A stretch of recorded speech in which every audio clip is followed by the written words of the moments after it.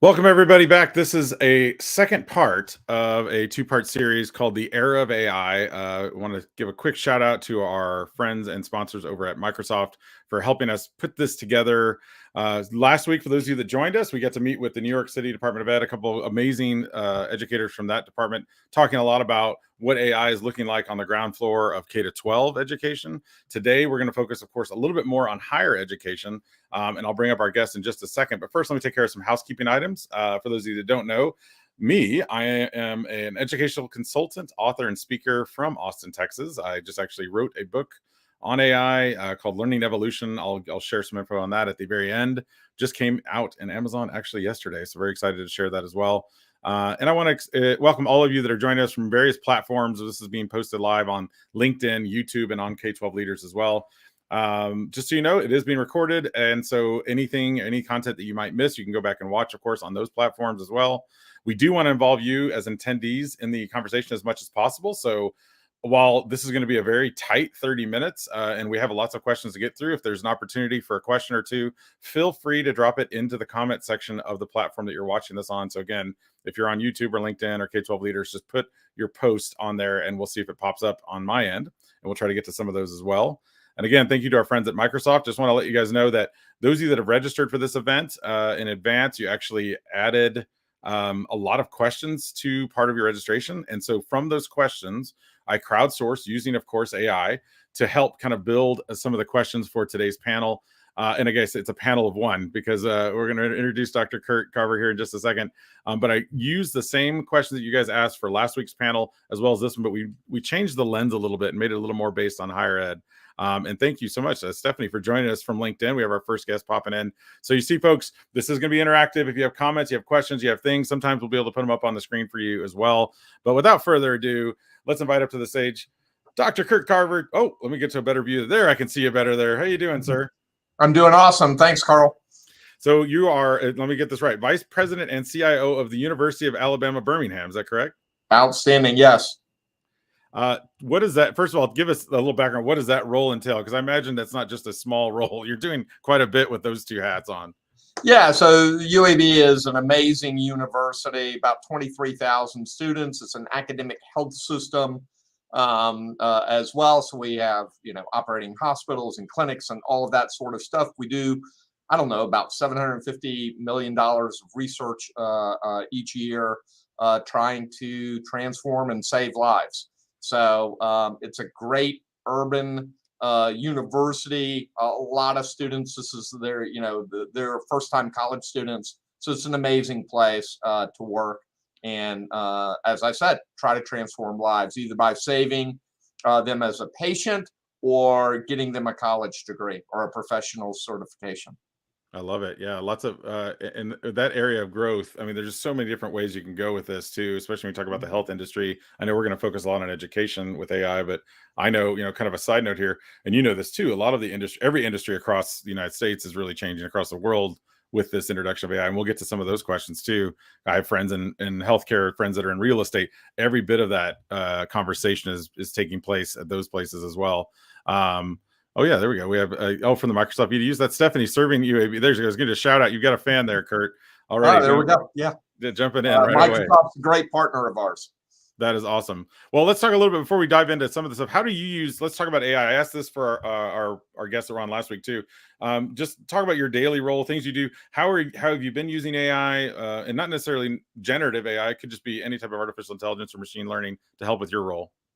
Yeah, so I've been here since about 2015. We started using AI back in 2017. We built intelligent agents that were focused on student success. And so what we were doing is we were engaging with the students via the professors if they were not, attending class or something. And what would happen is the AI agent would automatically send a note, say, hey, what's going on in your life? How can I help you?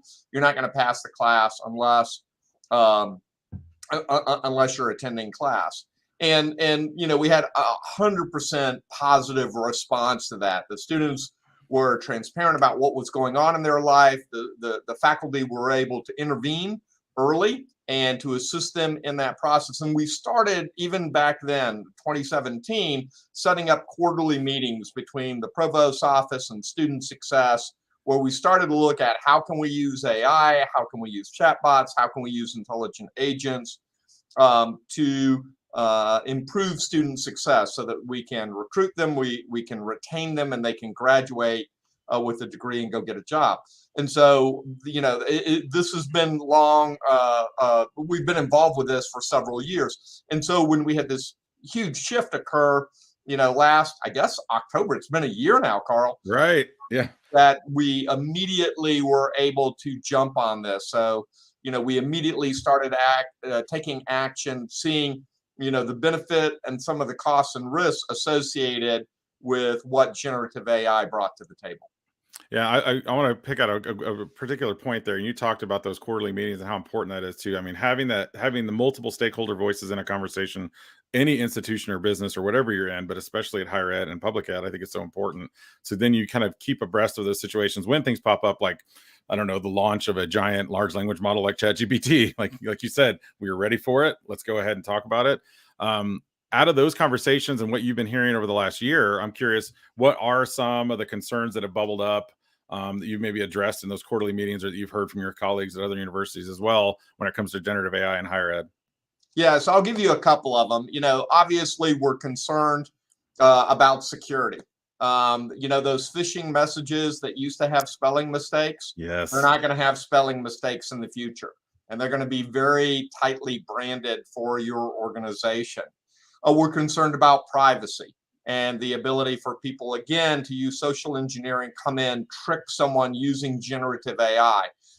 But having said that, we've seen this really for the last 40, 45 years. The security attacks are increasingly sophisticated and they're increasingly numerous. And the way you address that is education. You make the user smarter, you give them the right tools, and you make it easy for them. So for example, we offered unlimited storage and unlimited emails. When they get a phishing message said, hey, you've reached your email quota, our users know it's fake. You can't run out of space within the UAB environment. Or you've got to reset your password and stuff like that. We've addressed it. A third concern for us is bias. It's the old adage of garbage in, garbage out, and it's easy to engineer an AI system that has bias. We've been involved to highlight this risk and then to engage the appropriate parties around campus so that we can identify the bias and pull that out.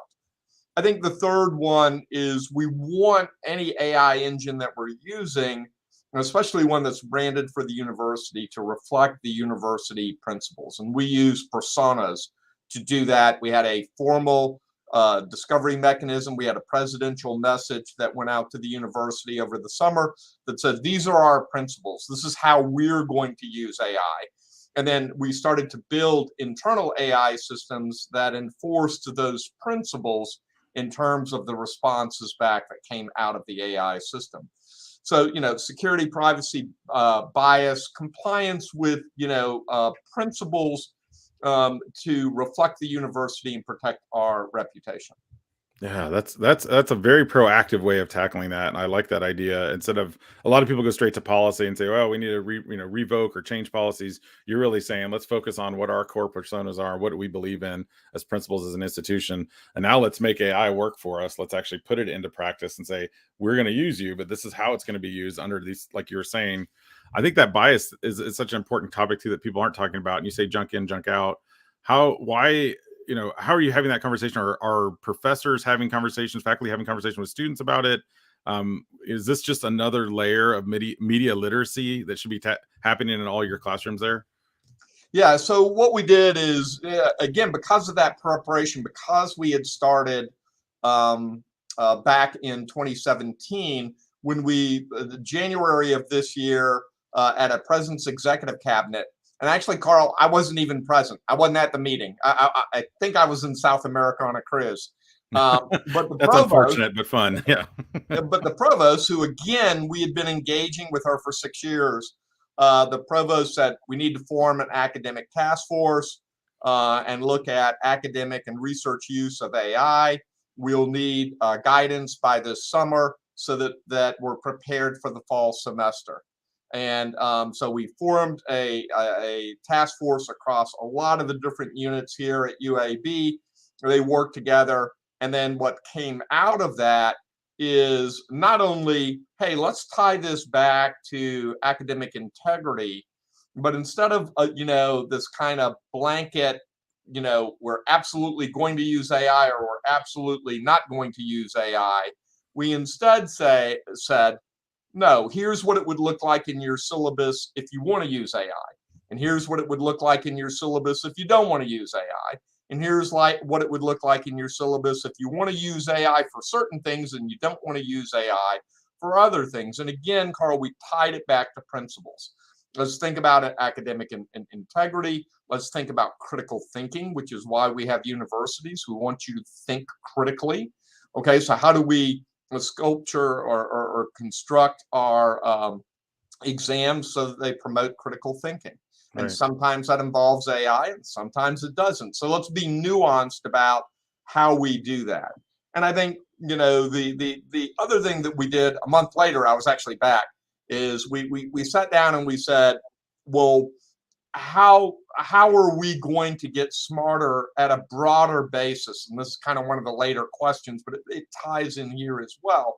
And so we went out and invited the largest players in the field to come to campus, spend a day and a half with us, and to have a series of workshops, one focused on academics and teaching in the classroom, one focused on research, one focused on medicine.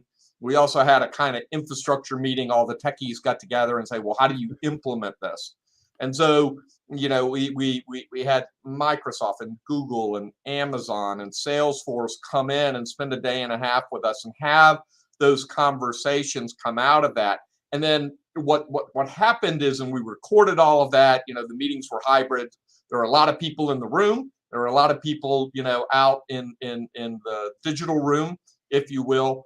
But what it allowed us to do is grab certain initiatives and say, this is really important and we can enable your success.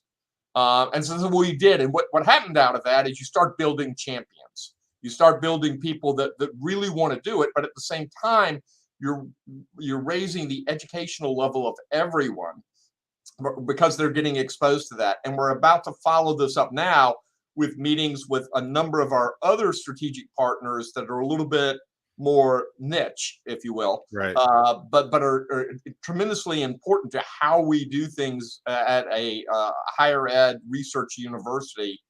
And so what are they doing in AI? How can we use that? How do we pull that all together? And at the same time, yes, we are working on policy and we're trying to figure out how do we implement those procedures. And we've had a lot of experimentation. I think just internal to IT, we've got 4 teams that are working on this. And I sometimes have to caution them that it's 4:23 in the morning. You can stop texting me. I realize you're really excited about this, but it's 4:23 in the morning on a Saturday. You can send it to me a little bit later. I think that's a great point though, because as someone who's been in the IT field, there's a lot of times we have to go through kind of the drudgery of what, the wires and boxes and the walls, and to actually have something that's like, wow, this is going to be beneficial to my industry, but it's also going to be beneficial to my faculty, to my institution. I think that's a great point. It kind of brings up this question. And this really, I mean, we could say this before generative AI as well, like leveraging AI. You've kind of highlighted a little bit of this already, but using it to kind of, does it help with some of that drudgery, the administrative operations, admission processes, and then ultimately, of course, the most important person is the student. That's our customer, so to speak, in higher ed. And like, how do we improve their services and their view of things? So how have you been using it? And again, this doesn't have to be just generative; it can be AI in general. And I'm sure Microsoft's been a part of that as well. Yeah, so I think, some of the things that we're looking at right now, first of all, we're in 2 early pilots, one of which is looking at report writing, and another one is looking at security operations. I'll just name them. So we're in the Tableau pilot with Salesforce, Okay. looking at how generative AI can complement the generation of reports, and we're in a pilot with Microsoft looking at their Copilot for security. So those are two that immediately pop to mind, where we're trying to shape where things are going, and we think they definitely apply across a broad spectrum of activities here at UAB. And then the other areas, we initially started, we do have a large high performance computer here. We can build our own LLMs. And so we thought, our own large language models. Right. And so what we thought is, hey, why don't we take the policy and procedures library, with these hundreds of documents, and build an LLM that's just that. And that we would limit the number of hallucinations, and we would focus on that. And maybe the next one we do is the faculty manual, and do the same thing, because again, it'll limit hallucinations. And what we found, at least looking at our policy and procedures manual, is there are a fair number of inconsistencies and errors that we were never even aware of within those documents. And so we're now using AI to find all the errors in our policy and procedures manual across all of these documents. Once we clean that up, then we're going to build that LLM that allows us. So we did build an LLM, but we're using it to find errors right now.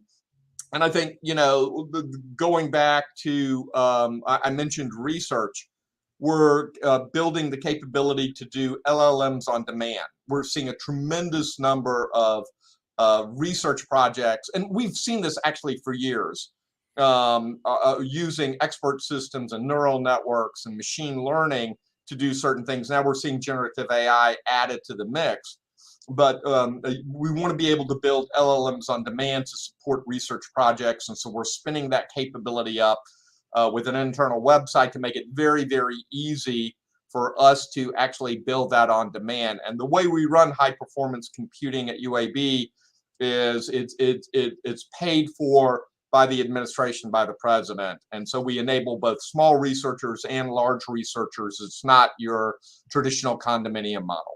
Okay, yeah, I like, and my question on those LLMs. So I like this idea of having kind of a wall data set.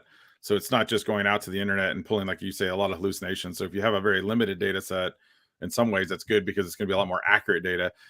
In your mind, as you envision these kind of growing out, do you see also the inputs and those prompts that people are putting in? Is it feeding it as well? Like, is it learning from what the customer is saying? Yes, exactly. And I think as we look at this, if you look at a university, we can let everybody do their own thing, or we can have a central portal and then benefit from, because, if someone has a question across campus, that probably affects someone else.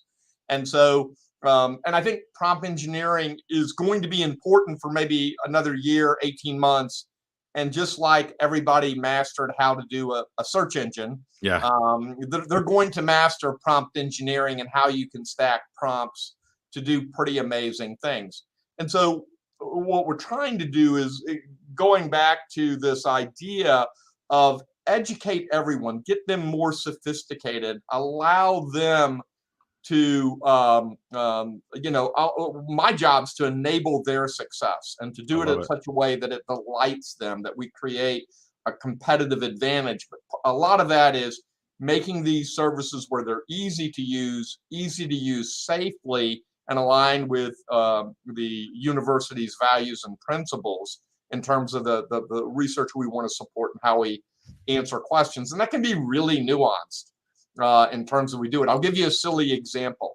If you come in and you ask our internal generative AI engine, to tell us about Auburn football, it will gently turn the conversation back around and say, I think you meant UAB football. And then it'll give you lots of information on that. But we're not going to comment on other university football teams. We're never going to be pejorative.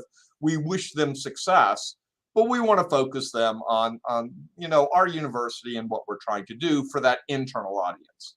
I love that. Yeah, that's funny, given the comment that just popped up about the SEC AI consortium.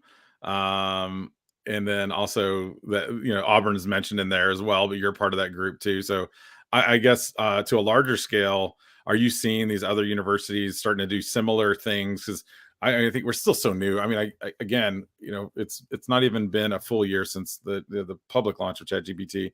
So, are you seeing other universities using these LLMs also? Or are you guys, as part of that consortium, you guys are just talking about how you're going to do your own kind of version, and then are you going to give them clever names? I guess based on your mascots and things like that too. At some point. Oh, Yeah. of course, we're going to be Ask Blaze, because we have a dragon, Oh, I mascot, love it.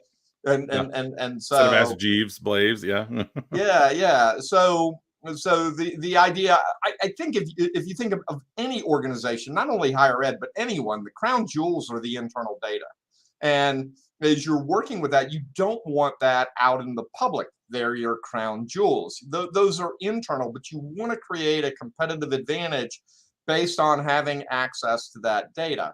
And so ChatGPT is going to be great for anything that's on our public websites.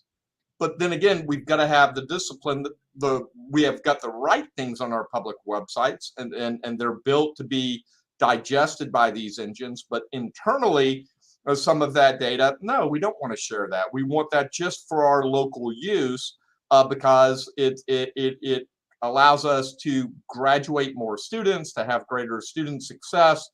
It allows us to win more research grants, to do advancement, and to have grateful patients give money back, or students who are very successful to give money back. We want to be personalized about those services and do it in such a way that reflects how UAB does business and how we take care of our students and our patients.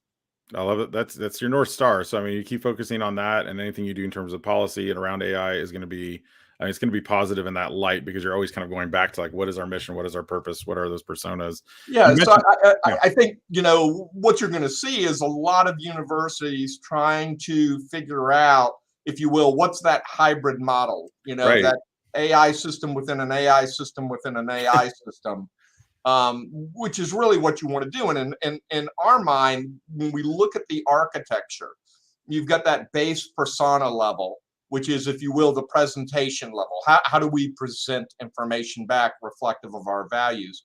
Above that is probably an AI tool. It's probably an expert system that's saying, well, what's the right generative or AI system to answer the query that just came in? And we're picking the right source. And sometimes it's going to be a public system like BARD or ChatGPT, and sometimes that's going to be an internal system that we're not sharing publicly. And then there'll be some level of grounding, where we're trying to, based on what system we use, we're checking for errors, we're checking for hallucination, and we're cleaning the data up before we present it back to the system. And so again, I think that's the nuance we have to get to. I don't know that anybody that's figured it all out yet. right. If we do, we'll issue patents, and you just send us 10%, and I'll retire yet again. But I think all of us are working towards that. We're not going to build this from scratch. We're not competitive doing that, but we're also not going to outsource all of our crown jewels. And so that leads to a hybrid design.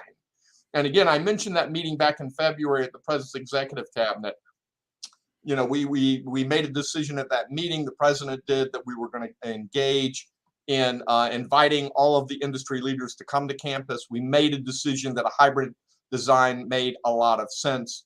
And so again, how did we get to that? Well, we started several years before, and I think other universities, we're not the only ones that thought AI was important. You're going to have some people that are going to move very quickly with this, but I think everyone's going to move because of its transformative effect on higher education. Yeah, I love the details of what you're talking about here, with kind of the umbrella AI informing the sub AI, so to speak, and then your public and private facing data being different, which it's going to need to be, like you said, the crown jewel of all of that. And then I also like that you brought in from industry, like at the President's Council, which kind of brings this question up. And you've mentioned this a little bit. You brought in some of the big players in the space, and really kind of had them be a part of this kind of conversation as you're building it out there at UAB, thinking about the graduates and where they're headed. And I want to say it must have been years ago that someone said something like, by the time you start your your 4-year college career, by year 3, there's already a certain number of jobs that have disappeared and a certain number of new jobs that have created.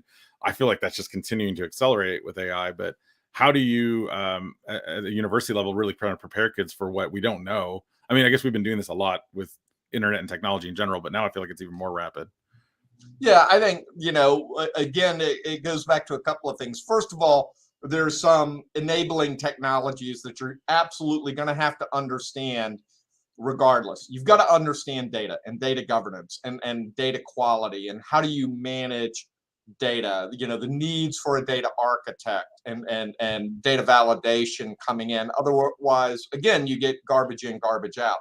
You've got to understand how clouds, virtualization work, how containers work. Because if you go back to that architecture that I was talking about, just think behind it. There are a whole heck of a lot of APIs being implemented, and those APIs have got to be done securely and privately.